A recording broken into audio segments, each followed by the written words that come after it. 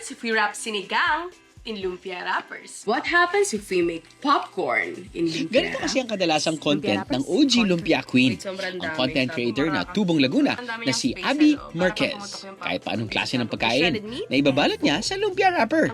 Kuya, pabiling lumpia wrapper. Lumpia wrapper? Bago ka makabili, dapat harapin mo isang OG biyahero na tulad ko. Gusto mo ba ng lumpia wrapper? Ito, para sa'yo. Akala mo ikaw ay aking aatrasan? Pagluto ng lumpia, ako ay kilala dyan. Tawag sa akin ng madla ay Lumpia Queen. Salamat sa iyo, Drew. Sa wakas, may lulutuin rin. Sa ngayon, meron na siyang 3.4 million followers sa TikTok, 1.7 million sa Facebook, at 1.1 million sa Instagram. Patok sa netizens ang kanyang lumpia series. It opened so many doors for me.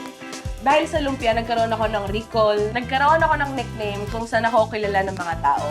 At yun yung nagbigay daan para lumaki yung community ko, presence ko in social media. Tumanggap na rin siya ng awards maging sa ibang bansa dahil sa kanyang mga kakaibang lumpia. Philippines, this is for you! I received my Webby Awards. I also got nominated for a James Beard, which is my dream growing up. Webby's is the Oscars for content creators, and James Beard is basically Oscars for people in the cooking industry. And para sa akin, nakarating ako doon dahil sa humble lumpia natin. Marami man ang nalutong kakaibang lumpia. Ang lumpia queen na si Abby, hindi pa raw nasusubukan gumawa ng lumpia wrapper. Kaya ngayong araw, gagawa kami ng lumpia wrapper sa tulong ni JR. 9 years nang gumagawa ng lumpia wrapper si JR. Una, paghahaluin ng lahat ng ingredients. Harina, asin, mantika, at tubig. Saka ito mamasahin.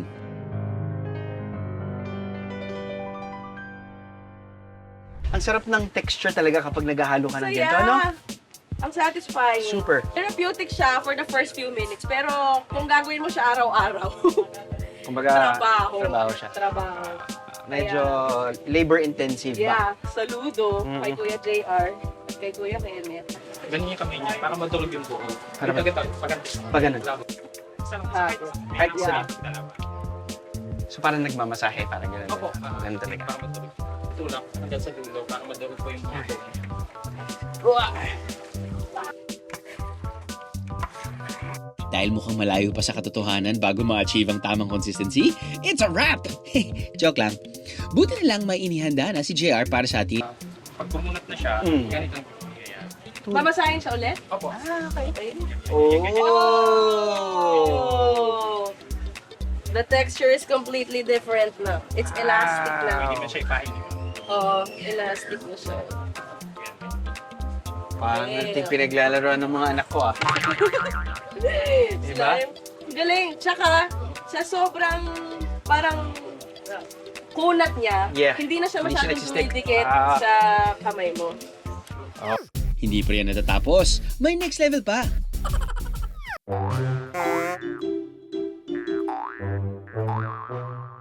Kaya ka pa kayo pag masyadong malaki. Oh my God, bakit?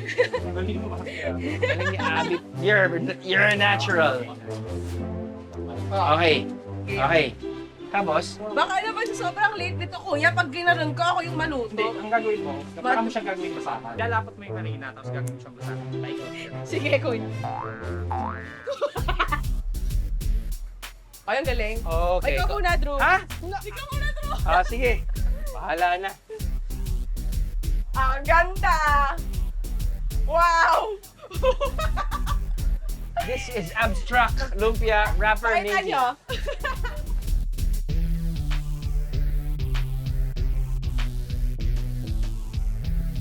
Siyempre, papatalo ba naman ng lumpia queen? Let's go. Lumpia Queen.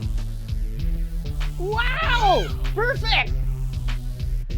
Wow! Ang galing! Oh my goodness. Ilang years ka na nagtatrabaho dito? The trick is huwag ka matakot na mapasok. Opo! At huwag ka matakot na malagyan sa buhok mo. Oh my goodness. Lumalabas ang pagiging competitive ko, ah. Walang susuko hanggat hindi perfect ang pagbuo. Bakit tumutunog ng ganon. Ayun! Nice, nice. Oh my goodness. Akalain niyong madali lang gawin, pero lakas ng katawan pala ang puhunan para makagawa ng lumpia wrapper. Mainit, nakakapagod, tapos 3 hours kang nakatayo. Ano po, yung isa din po yun sa pinakamahirap yung yung papantayin mo yung isang size niya pagpapahid.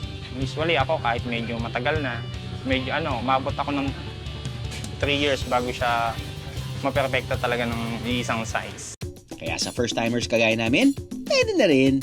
Ang tindahan na pinagtatrabahuan ni JR, ang OG pagdating sa paggawa ng lumpia wrapper. Sila lang kasi ang gumagawa nito sa palengke ng Kabuyaw. 2:00 pa lang ng madaling araw, hindi na magkamayaw si JR sa paggawa ng lumpia wrapper. Sa loob ng 6 na oras, nakauubos sila ng 2 hanggang 3 sako ng harina. Dahil meron na tayong lumpia wrapper, syempre, kailangan natin matikman ang isa sa mga lumpia recipe ni Abby. Ano naman kaya ang ibabalot niya sa lumpia wrapper ngayon? Bago yan, bilhin muna tayo ng ingredients dito sa palengke. Drew, dito talaga ako pinanganak at lumaki na. Dito sa palengke? Dito, around the area. Yung mga videos ko sa TikTok, syempre, kailangan ko ng ingredients. Yes. Mag-i-e-bike ako, papunta sa palengke na to. Okay. One of the things we are proud of here in Laguna is our buko pie. Buko pa, yes. And one of our top products is yung buko. buko. Kuya, pabili ng buko. May pera ka ba dala? Kuya, may QR code ka ba diyan? Opo, saka Uy, thank you! May discount! Na-pressure si Kuya. Thanks, bro. Thanks, kuya! May lumpia wrapper, may buko. Ano kaya ang lumpia na lulutuin ni Abby para sa atin? Abangan mamaya. Hindi lang Water Lily products ang ipinagmamalaki ng Santa Rosa. May OG na kainan din daw dito na pinipilahan at binabalik-balikan dahil sa pasabog nitong sahog. Parang ito yatang pansit na to. Parang ayoko nang tikman muna. Dahil? Gusto ko nang iuwi para ayoko nang mag-share. Ay, siya! O, sige, sa'yo. Hindi. Explain ko muna sa'yo kung bakit. Okay. Kasi yung topping pa lang niya parang OA na sa... I know, right? Di ba parang hindi mo na kailangan ng pansit eh. Parang sarap ulamin. parang hindi na nga pansit yan eh. Lechon kawali na may onting pansit. Di ba? Oh my goodness. Yeah. So, nag-high school ako sa Santa Rosa Bayan. Okay. And araw-araw nadadaanan ko yung store nila kasi along siya sa highway mo. Pero natikman ko siya once. I don't know how. Pero I guarantee everyone who tries this once, they will probably Mind blown and order again. Oh my God. Okay. Because it's become a staple actually. Kapag may okasyon or may hangout na very special or pag may bisita ako sa bahay na, medyo special, tulad mo. Oo. Ito yun. O-order ako niyan. Yes.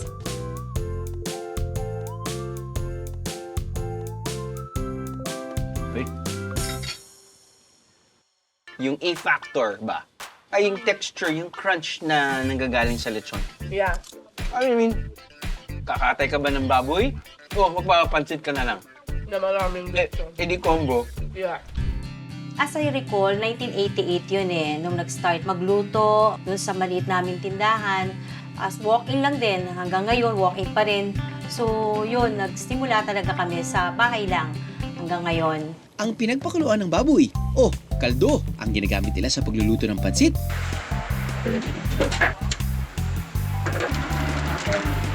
Kaya nanunuot talaga ang lasa. High school ako, dito na ako makain. Ngayon, pati yung mga anak ko, yan, pinapakain ko na rin ng clients. Mababa na po ang 5 hanggang 10. Tuloy-tuloy na biyahe. Kabuyaw, minsan Santa Rosa dito, Binyan, San Pedro, kaya Muntinlupa. Masarap po talaga.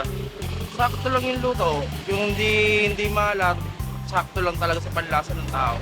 Alam ko na kung bakit 3M. Dahil MMM.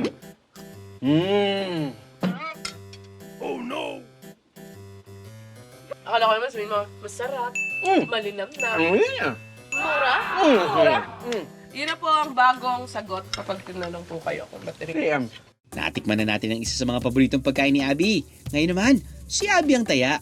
Nahulaan niyo na ba kung anong klaseng lumpia ang lulutuin natin? So, today gagawa tayo ng Oh. buko lumpia. Ito yung mga pinamili natin sa palengke Okay. na buko. Buko. At yung ginawa natin, I Wow. think Proudly made, ha? Proudly made. maganda. Dry Makatago mo skin. nito eh. Siguro kung ginawa mo yung ginamit natin. Oh, mas interesting. Tara, luto na tayo. Okay. Okay. So basically, combine all the ingredients together. Okay. Egg yolk. Okay. And ito yung juice, kasama nung binili natin na buko kanina. Okay. Para pumapatak 2.5 cups ito. Yes. Okay. You are the muscle. Squeeze, squeeze, squeeze. Squeeze lang. Habang naghihintay na lumapot ang filling natin, may mga ibubuko raw muna si Abby. Ano yung pinaka-craziest na nilumpia mo? Number 1, lumpiang popcorn. Pero ito, basically, it's Wow. inedible. Talagang trip lang siya. Anong lasa Bigyan ko nun? let's just say, naduwal ako nung tinikman. Oh, okay. Alright. Inedible. It's just for fun. Oh, yeah. Second one, which is actually very successful, lumpiang sinigang. Oh, okay. Sinigang na Baboy. Ooh, I love it so much, and a lot of people also tried it at home and really liked it. This is what it's gonna look like There you go. when it's fully thickened. Oh my God. Yeah. And now, pwede natin ilagay yung bukom mix. Oh, lovely. Yes. Lutuin siya for like a minute kasi medyo basa yung coconut or yung buko natin. Okay. Matapos ang ilang minuto, ready na ang buko filling natin. Kailangan lang itong palamigin para sa next step, ang pagbabalot sa lumpia wrapper. Ito yung lumpia wrapper na ginawa mo Alright. kanina. We'll use 2 pieces para makapal. This is how you normally wrap your lumpia.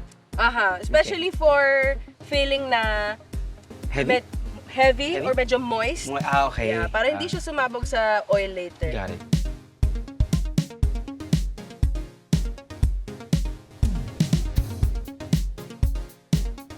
There you go. Oh my God, that looks perfect. Ganda! Wow! Lumpia Queen in the house! The word is gorgeous! Yeah! Okay, Drew, Okay. beat that. Oh my goodness. I mean, if you're the Lumpia Queen, I don't know who I am. Mukhang mapapalaban ang lumpia wrapping skills natin dito, Bieros. Make sure it's tight. Toit. Yeah. Toit? Tuck in mo siya. Okay. Yeah. And then we roll. Mhm. We roll. Perfect. Yan. There. And then... Oh, Yes, perfect. Okay. Yes. Just dip it in. No. Ano ba yun? Yeah. Madami ba yan? Para malulusok Sorry. Yeah. Ay, oh my God. Pasensya talagang, ano mo, kitchen namin eh. Then, finish it up. Boom! Boom! Oh my God! Oh. Oh my God! Lumpia King in the house. The word Gorgeous. gorgeous. Pag ginagaling ko siya, Oh. mahulaan niyo pa ba kung kanina yung akin? Of course! Akin yung mas maganda. Ang galing! Perfect! Okay. Good job! Nice! Nice. Okay, go Okay. pa tayo. Okay. Ang galing! Go sa imaso. Sa lahat ng tinuruan ko, ito yung nakuha ko. Preach. Galing. Galing.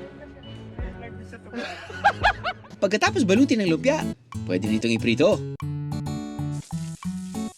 Pagtik-tik sa lumpia is, Oozing. oozing. Is nakatayo. 3, 2, 1. Gorgeous. Wow. Parang yung nagbubuko lang kayo. Oh, no. Tok. Game! Game. Tingnan natin. Fight.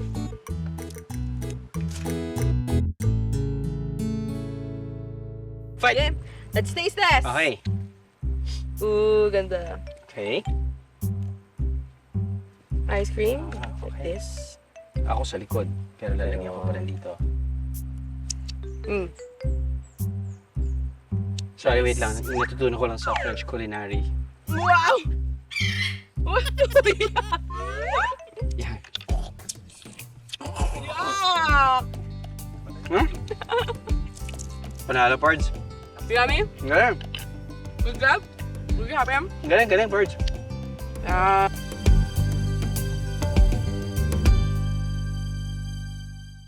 I am the meeting is a BIA. All you gotta do is just subscribe to the YouTube channel of GMA Public Affairs and you can just watch all the behind the show episodes all day, forever in your life. Let's go! Yeehaw!